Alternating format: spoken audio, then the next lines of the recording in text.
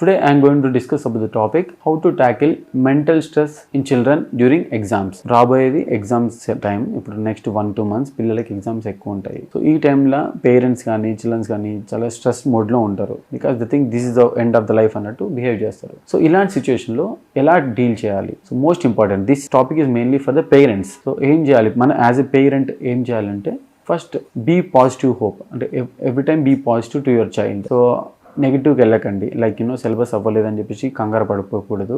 Positive వైపుతో ఉండండి. Be happy with what your child is having, what your child is knowing things. Have a open communication. Open communication అంటే meaning ఏంటంటే వాళ్ళతో కూర్చొని discuss చేయండి.